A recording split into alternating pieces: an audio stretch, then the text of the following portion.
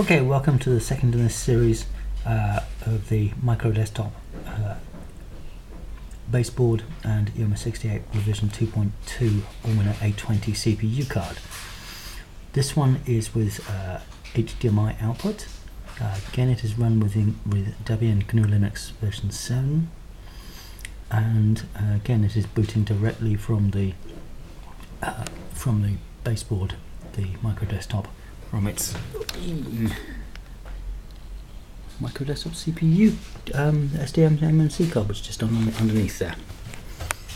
So again, we have there we go.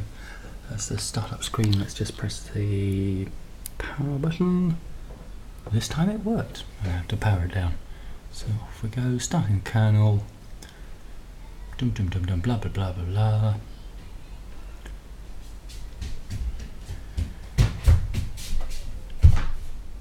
Okay, and ooh, HDMI just went flick.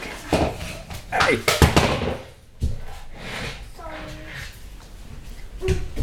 And there we go. Debian up on that. Right. Here just as before, there is a USB hub plugged into this lower USB, and we have Ethernet.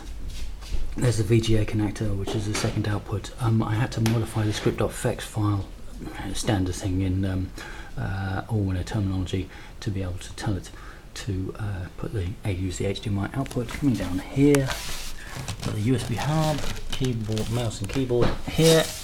Let's just type in the root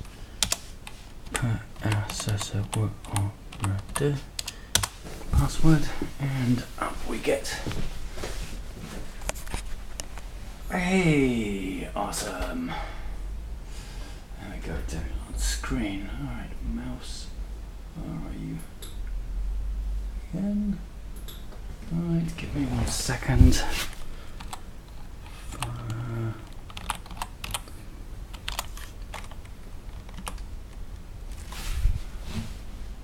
FP box and off. There we go. LibreOffice and Firefox running on a HDMI screen. There we go. Alright, so again, as before, as a all-winner A20 processor, 2 GB of memory now. That thing, 10100 Ethernet, micro USB, micro SD. The first one is on the CPU card, and there's a second one on the Micro-Desktop board. The HDMI output, shown here as actually working. 20-pin header, which will be replaced in the next revision CPU card, revision of this board, with a 2mm pitch, so it'll be about this big, standard header.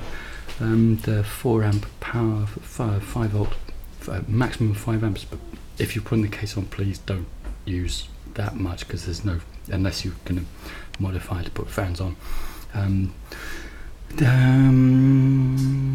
Standard 5.5mm input socket. We can take anywhere between 7 and 21 volts.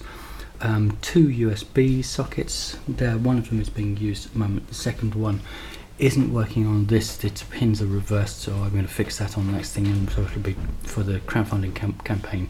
This second USB will be working, and then Ethernet. Interchangeable CPU cards. There's a rail on here. This haven't been connected on here. You'll have a button on the side here. Just push that and pop it out. This will be in the CPU card itself, will be in a metal case, and will be interchangeable. I didn't show these in the other video. This one is an iCube Core IC3128 CPU card, which will be very low cost. It's a 400 MHz quad core processor, when that's a 512 meg RAM chip.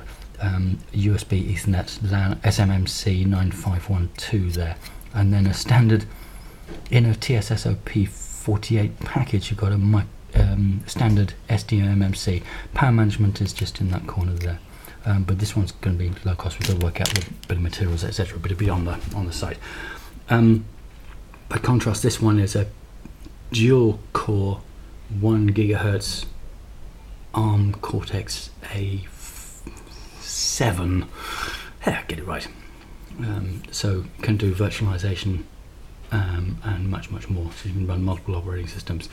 On the micro SD card, because we've now got the pins, the unbrickable MMC interface coming out to the baseboard, you can actually boot, as I mentioned in the other video, with the VGA output, you can put any operating system you want on the CPU card. So we'll be supplying several different operating systems, will be available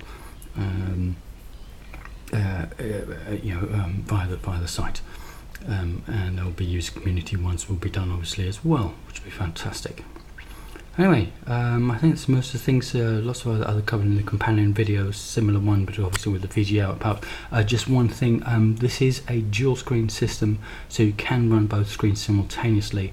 I just haven't set that up for these demos, but it's perfectly possible. Thank you very much.